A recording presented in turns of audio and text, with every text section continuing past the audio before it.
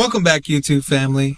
Back with another reaction. Today's video is entitled, It Started as a Sighting and Ended in Horror. That is from the channel Mr. Ballen.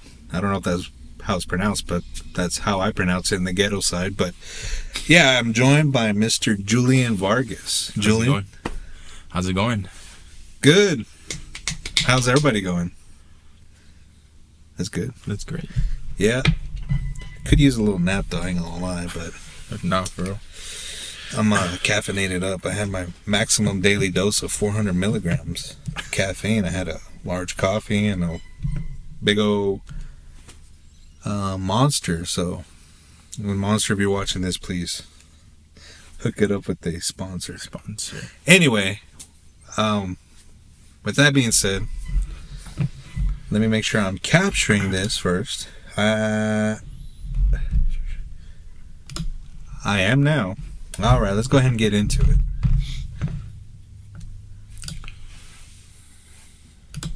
Today's story is about a disturbing discovery made in Brazil in the 1980s. Now, at the time, the Brazilian government attempted to hide this story, saying it was just too sensitive for the public to know about it.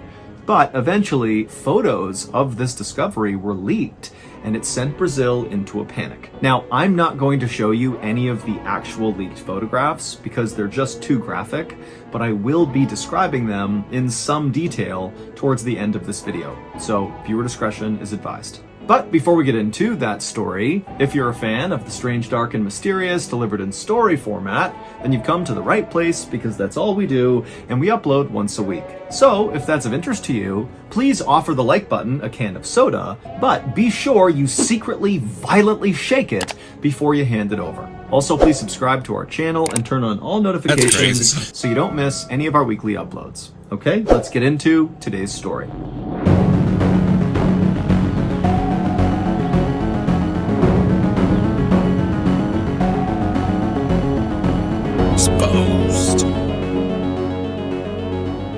On the afternoon of September 29th, 1988, a 10-year-old boy named Francisco was walking along the perimeter of a man-made lake in southern Brazil while poking the ground with his stick. Francisco was doing one of his favorite after-school activities, which was looking for bugs. And this lake, which was a part of the Billings Reservoir in the Brazilian state of Sao Paulo, was his favorite place to do that. And the reservoir was gigantic, but it was not shaped like a typical circular lake. Instead, it was more like a big river that kind of wound around and had all these skinny branches kind of jutting off the sides of it. And on this particular day, Francisco was walking along one of those skinny offshoots of this lake, where at certain points, if Francisco wanted to, he could literally swim to the other side of the lake in a matter of minutes. Now, Francisco knew he was not really supposed to be anywhere near this reservoir, because in recent years, gangs from the nearby cities would bring their murder victims out to this reservoir and bury them here. And so locals knew it was not a safe place and to stay clear. But Francisco, he didn't listen to any of that because he loved walking around this lake and looking for bugs. And so he... Just like a typical kid, don't you think? Yeah. Did you do stuff that your mom or you knew that was not good for you and you still did it? Yeah, Plenty of times. Yeah, I think that's every kid. Yeah. I'm gonna be honest. If they were like, "Hey, that's where a bunch of dead people are," I would like, be like, I'm not going over there. I gotta stay away from that place. I'll steal a candy bar before I do that. No, I won't. No, I won't. But anyway, let's continue. You know what? No one's harmed me yet, so what's the big deal? And so, as Francisco casually walked along, poking at the mud, looking for his bugs, he finally saw one. It was a huge water scorpion, almost 2 inches long, and so immediately Francisco, without taking his eyes off the bug, drops his backpack, grabs a clear container that he kept in the side pocket, he opened it up, he bent down, and he scooped up this water scorpion and capped it, and then he brought the container up and looked inside to kind of admire his new pet. And as he was staring staring at this container, he noticed something odd on the other side of the lake. He basically saw it through the plastic container. And so he lowered the container to get a better look at this strange thing on the other side of the water. And what he saw was this big group of vultures, all kind of standing in a circle right on the water's edge. And immediately, Francisco was way more interested in these vultures than in his bug, because vultures meant there had to be a dead thing nearby, because vultures are scavengers. And so whatever they were circled around was probably a dead animal. But Francisco, he looked around and realized there was no way to get to the other side of the water to see whatever this dead thing was. Please don't tell me he gets in the water. Please don't tell me. He swims over. Oh my goodness, this kid. I'll tell you one thing. They're raised different in another country. Oh yeah. They just have no regard for safety or life. They just want to be adventurous. I would not get in the water. First of all, I would not be in that area. But to get in the water is another thing. Yeah. I would not. No. Unless he swam. And he knew if he went back home with soaking wet clothes, his mom would know he had snuck to the reservoir and he'd be in lots of trouble. And so, feeling really frustrated, Francisco just picked up a rock and chucked it to the other side, trying to splash the water near the vultures to get them to fly away so he could see the dead thing. But the first rock he threw did not really have an effect. The vultures just kind of turned around and looked at him and then went back to whatever was on the ground. And so Francisco gathered a big pile of like 25 rocks and began throwing them one after the other at these vultures. And finally, Francisco had caused enough chaos on the other side of the water that the vultures got upset and they took to the air and they flew away. And finally, Francisco got a clear view of the dead thing that was in the middle of the circle of vultures. Now, initially, Francisco thought this dead thing was going to be maybe a bird or some other small animal from the area, but when he got a good look at this dead thing from 30 feet away, it didn't look like either of those things. It didn't have fur, it didn't have feathers, it actually looked kind of pale, almost like a pig. But Francisco's thinking to himself, why would a pig be all the way out here? And then it slowly dawned on Francisco that what he was looking at was actually a dead person. Suddenly terrified, Francisco scooped up his things, turned around, and ran to the nearest village where he began screaming for help. Of course. Within a few hours, the area along the water where the vultures had been and where this body was swarming with police and also with curious villagers. Normally, when a body was discovered in or near this reservoir, which unfortunately happened quite a bit because of all the recent gang violence, police would often break ranks from the investigation and walk over to the local onlookers and kind of fill them in and tell them, who this person was and what they think happened. But this time, it was totally different. The police were totally secretive, and it was really obvious. The police immediately roped off the entire area with crime scene tape, and then the police officers stood in a circle, shoulder to shoulder, blocking the view of the villagers so they couldn't see the body. And then when villagers actually walked up to police and said, "Hey, can you tell us what's going on?" the police would say they couldn't talk about it, and then they would tell the villagers to back up and stay away. Locals would stick around for a while, being treated this way the entire time by police, and then finally when the sun started to go down and it was clear the police were very committed to hiding what was going on, whoever was still there finally just left, figuring when they got home they could just turn on the news and see what had happened with this dead person. But when they got home and turned on their TV, there was not one news story about this body. And at a minimum, this story should have dominated local news, but it somehow was not being talked about. And then even stranger was the next morning when locals got up, they headed back to the reservoir to see what the police were up to. And when they got there, they found the police were gone, the body was gone, and there was absolutely no trace that anyone or anything had ever been there. It was like it had been totally sanitized. For days, locals in this area continued to check the TV news, they checked the radio, the newspapers for some story, some bit of information about this dead body that was found. But again, there was just absolutely nothing, and it just made no sense. Why wasn't anyone talking about this? And so eventually, in the absence of any official information about what happened, a rumor began to circulate among locals that the body belonged to a local fisherman who had gone missing 3 days before Francisco discovered him. Dang. The only thing is, like he said, it was a common occurrence to have a dead body there. Mm-hmm. why is a random fisherman such a big deal that the police acted the way that they did? Because it was pretty sus. Yeah. Yeah. It's really weird how they're not talking about it. They're not really. Yeah. Well, just a random fisher dude. Yeah. Like, weird. if there was a gang that killed people all the time, and even the cops treated it as like a normal thing, why is this? Makes you wonder, and I'm sure he'll tell us what happened. But let's go ahead and continue.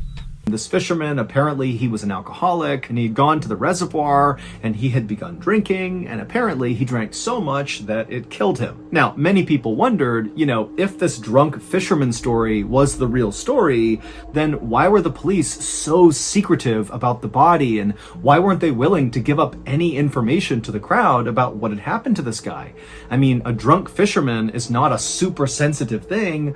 It just seemed like that doesn't line up with the police's behavior. Yeah. But questions like these remained unanswered, and after several weeks of still no new information, no news coverage anywhere, even the most skeptical of villagers who really thought there's something weird going on here, they just kind of forgot about it and moved on. Until 6 years later, in 1994, when someone, we don't know who, from the Brazilian government decided they just couldn't keep the secret any longer. And so they gathered up some photos and an autopsy report they were not supposed to have, and they smuggled those things to the media. And once the media published these things, it became immediately clear that the dead man who was found in the reservoir in 1988 was not a drunk fisherman who drank himself to death. Nor was he the victim of gang violence. Instead, it appeared that this person's death could potentially be paranormal. What in the world? Crazy. But before we dive into the significance of those leaked photos and the leaked autopsy report, you need to understand a weird aspect of Brazil's history. Brazil has an absolutely astounding number of sightings of unidentified flying objects, or UFOs for short. And these I will say, I know you're still pretty skeptical, right, about UFOs? No, yeah. I will say that there's guy, what's his name? I don't remember his name, but what he does is he documents. He gets eyewitness accounts. He gets the stories that people tell. And I remember, I don't know if it was in Brazil, but I remember he was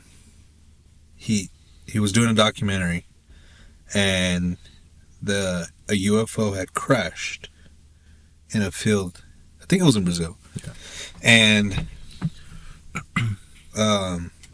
that it was like he called it the third encounter, the third close encounter, because this person who saw the crash went to the crash site, picked the alien up, and took him into a hospital to try to help him survive the crash. Well, he died of some kind of cancer literally like a month later because he touched the alien. But there's a lot of eyewitness accounts, there's a lot of documents that say this alien was at this hospital. So Brazil is just like a hotspot. There's a lot of stories about Brazil. Dang. But I mean, I believe that that's what it could be, because Yeah. Brazil is a hotspot. I wish we had a hotspot like that. I wish I could pick up an alien and die. Well, I don't want to die, but I just want to pick up an alien. But anyway, let's continue. not your typical UFO stories where some person claims they saw aliens or they were abducted by aliens, but they have no witnesses, they have no proof, they have nothing but their own story. No, in Brazil, the bulk of their UFO sightings are reported by their military, because Brazil actually has a government program to monitor UFO sightings because it happens so much in their country. In fact, the Brazilian government was directly involved in one of the most famous UFO sightings of all time. It was called the Night of the UFOs. This famous sighting, or sightings, because it actually happened in 4 different Brazilian states simultaneously, happened on May 19th, 1986, which was 2 years before Francisco spotted the dead body in the reservoir. On that 1986 day, at around 8:15 p.m., an air traffic controller at an international airport in Sao Paulo noticed 3 red lights hovering over the airport, and so the controller called it in and asked, what are these things? But nobody knew. And at the exact same time, all across Brazil, dozens and dozens of other people who have no idea what's happening at this international airport began reporting that they too were seeing strange lights in the sky. And many of these reports of these lights were coming from military personnel and government officials. And so this was like a really big deal that like all across Brazil, everybody's seeing lights in the sky. And so the government, in response to this, scrambled their fighter jets and sent the jets up to try to intercept one of these sets of lights, like just to see who or what they were and potentially shoot them down if they had to. But when these jets got anywhere close to these unidentified flying objects, these lights in the sky, these UFOs would move away like instantly. One UFO was observed suddenly disappearing and then reappearing 20 miles away in just 5 seconds, which meant that UFO had to travel at least 5 times the speed of sound to cover that distance in such a short amount of time. For reference, humans are not capable of going that fast. We cannot do that. Eventually, the night of the UFOs ended when all these UFOs, these lights in the sky, just kind of suddenly vanished. And then a couple of days later, the Brazilian government held this big press conference about the event, and they would say, we have no idea what those lights were or where they came from. We have no clue. However, whoever or whatever was controlling these UFOs showed obvious signs of intelligence. Now, as mind-blowing as that would be to hear that potentially intelligent creatures are flying around your airspace, remember, this is Brazil, where UFO sightings were kind of the norm, and so people were definitely shocked by this. This was a terrifying thing, but they just kind of accepted what they were told and assumed, the government will handle this, and people moved on with their lives. That is, until several years later in 1994, when those photos and the autopsy report of the dead person in the reservoir were leaked, and then suddenly the people of Brazil, they're seeing this stuff and they're realizing, wait a minute, the night of the UFOs may not have been an isolated instance. Those UFOs may never have left. Here is what the public learned from the leaked photos and the leaked autopsy report. Back in 1988, when little Francisco spotted the dead body from the other side of the water, he correctly identified that it was a man's body. But Francisco had been wrong when he told authorities that it didn't look like this guy had any visible injuries on him. And the guy was naked, and so Francisco felt pretty confident that he would have seen something if the guy was wounded. But when the police arrived and they saw the body up close, they immediately saw he had several very serious and very strange physical injuries. He had these 4 perfectly circular 1 to 1.5 inch diameter holes drilled into his body. There were 2 right above his chest, basically sitting above his armpit. There was one that was right over his belly button, so his belly button was gone. It was just a hole where it had been. And there was also one in his crotch. And these holes were not crudely done. Aliens are a little freaky. They're trying to get all the good stuff, I guess. I don't know. These were done with surgical precision, almost like whoever had done it was using high-end medical tools to make these cuts. Now, at first glance, the authorities had no idea why these holes were on this guy's body. But when the autopsy was done, they discovered this man was missing the majority of his internal organs, and after doing some investigating, they discovered that all of his organs had literally been vacuumed out of him through these holes on his body. Those holes were basically just ports to pull things out of him. Also, most of the man's blood had been suctioned out of those holes as well. But that wasn't all. The man also had one of his ears removed, one of his eyes was removed, and the lower part of his face was also removed.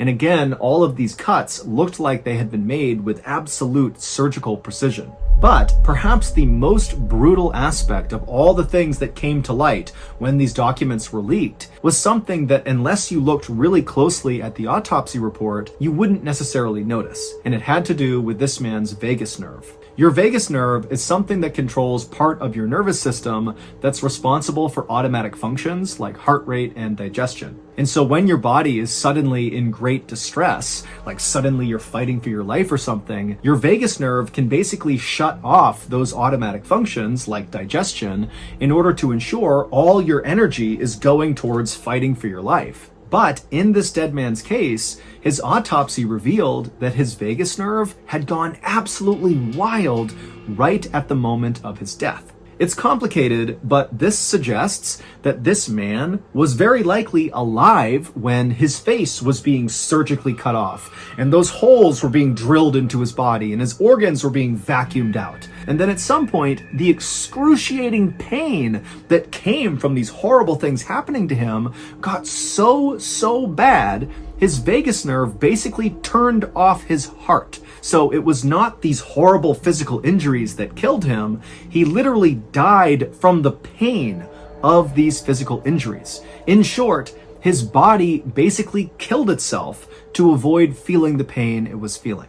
Wow. So, I'm sure you're wondering, how does the dead man in the reservoir and these leaked photos and the autopsy report, how does all of that connect with the night of the UFOs, which happened 2 years before the man in the reservoir was even found?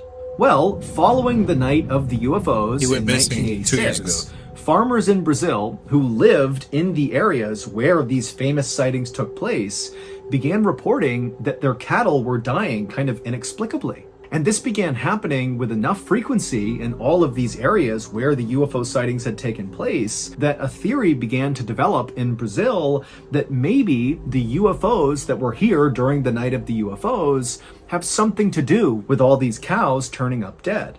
And as that theory began to take hold all across Brazil, that, UFOs are killing our cattle, another theory began to come out of that one, which was, well, if the UFOs are coming in here and killing cattle, what's stopping them from killing people? And then in 1988, so 2 years after the night of the UFOs, and right in the middle of all these farmers all across Brazil saying their cows were dying for no reason, the dead man in the reservoir was discovered. And as soon as the government saw the physical condition this guy was in, with the weird holes drilled in his body and his organs missing and his face pulled off, that, plus the fact that he was located in this reservoir, which by the way was in a night of the UFO sighting area, the government decided they would have to hide the story. A critical detail that I have left out intentionally until right now is that the cattle who were turning up dead, they were turning up dead with circular holes drilled into their bodies, with organs missing and parts of their faces removed. Meaning, clearly, whatever was happening to these cattle inside of these sighting areas had happened to this man in the reservoir. And if that got out to the public, then it would confirm for many people in Brazil that, yep, the UFOs, they're the ones going after the cattle, and now they're going after us too. And so this was why the police were so secretive about the body and not letting anybody see it or learn anything about it. And it was also why no news was run anywhere in Brazil about the story. It's because the government was really trying to make sure it did not get out. And the government was able to keep it quiet until 1994 when those photos and the autopsy report were leaked. But like all things having to do with UFOs or aliens or paranormal stuff, it's like despite the evidence, those things very quickly are pushed into the kind of conspiracy theory bucket and they stay there. People do not want to touch that category. So, even though Brazil remains an absolute hotbed for UFO sightings, Wikipedia even has a page dedicated just to tracking Brazilian UFO sightings, despite all that, no one really cares. But if you care, there is an unbelievable amount of information online about what's going on in Brazil, and if nothing else, it is just a fascinating rabbit hole to fall into. Yeah, I mean, that is pretty crazy. Like I said, Brazil is like the center zone for UFO activity. Yeah. Like, I didn't even know that, bro. Until you told me right now. It is crazy, the amount of things. Like, a person who is skeptical like yourself, it should be, it's interesting, right? This topic is interesting. Yeah. There's a lot of, like, verified evidence.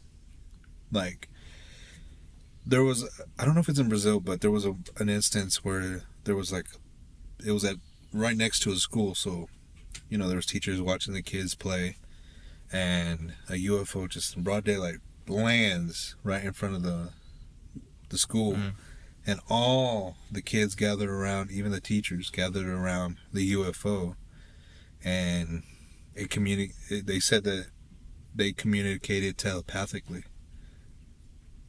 What the heck? But there's like over 100 to 200 people that verified this. You know what I mean? They're not gonna all come together and like, let's keep the story straight, because if that was the case, then somebody would get a detail wrong. But everybody said the exact same detail, like if they actually lived it.